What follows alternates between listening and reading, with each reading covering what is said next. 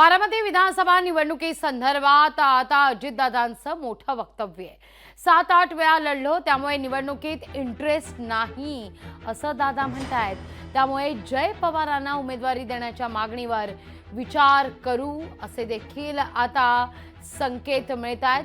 Parliamentary board ठरवेल कुणाला उमेदवारी द्यायची असा देखील पलटवार करण्यात आलेला आहे। बारामतीचा आगामी उमेदवार जय पवार का असा सवाल आता उपस्थित होतोय। पाहूया।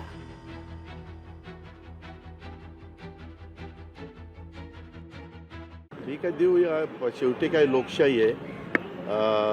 मला तर फार काही त्याच्यामध्ये रस नाही आहे, कारण मी 7-8 निवडणुका केलेल्या आहेत।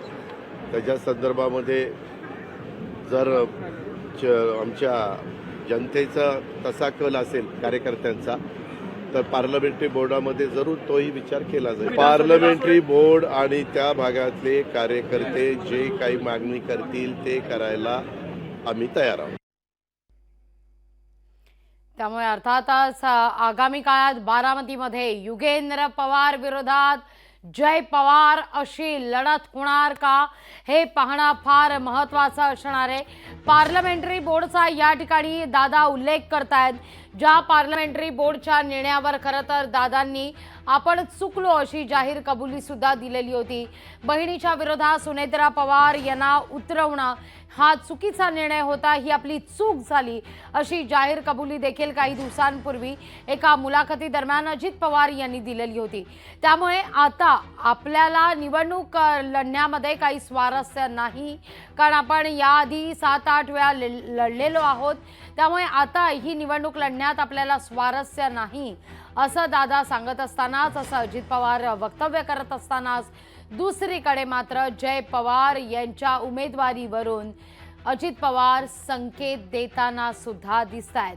जर का पार्लमेंटरी बोर्डच्या मनात अशा काही घटना घडणं हे अपेक्षित असेल, जर त्यांनी ठरवलं असेल, जर त्यांनी निर्णय दिला, तर मात्र तो देखील विचार करू हेही सांगायला दादा विसरलेले नाहीयेत।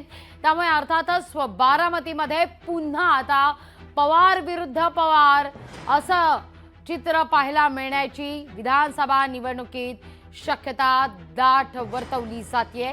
बारामती निवडणुकीमध्ये आगामी उमेदवार जय पवार असतील का अशी ही चर्चा आहे। या सगळ्याविषयी अधिक माहिती घेऊया आपले प्रतिनिधी अमोल धर्माधिकारी यांच्याकडून। अमोल, लोकसभा निवडणुकीत तर नणन विरुद्ध भाऊजाई अशी लढत रंगलेली होती।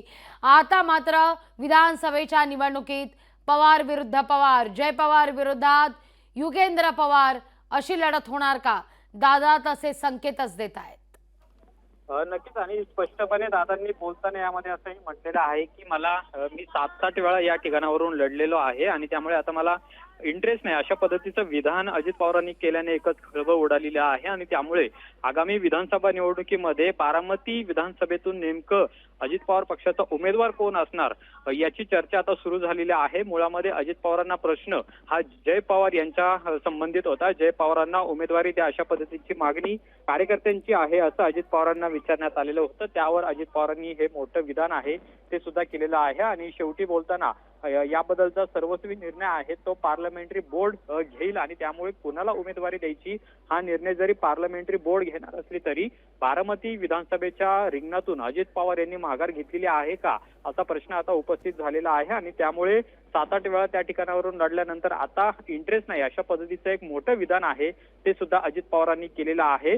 या सगळ्याला आपण किनार पाहिली तर लोकसभेमध्ये जो पराभव अजित पवार आणि सुनेत्रा पवारांचा झालेला आहे त्यामुळे अजित पवारांनी खरं तर असं विधान केलेलं आहे किंवा असा निर्णय घेतलेला आहे का अशी सुद्धा चर्चा सध्या आता सुरू झालेली आहे। पण राजकीय निश्चित त्यामुळे गेले काही दिवस जय पवार हे आता विविध कार्यक्रमांमध्ये दिसणं, विविध बैठकांकरता उपस्थित राहणं हेच या सगळ्याचे काही संकेत आहेत का यावर देखील आता राजकीय वर्तुळात चर्चा रंगते। अमोल, तुर्तास धन्यवाद तुम्ही दिलेल्या एकूणच या सविस्तर माहिती करता।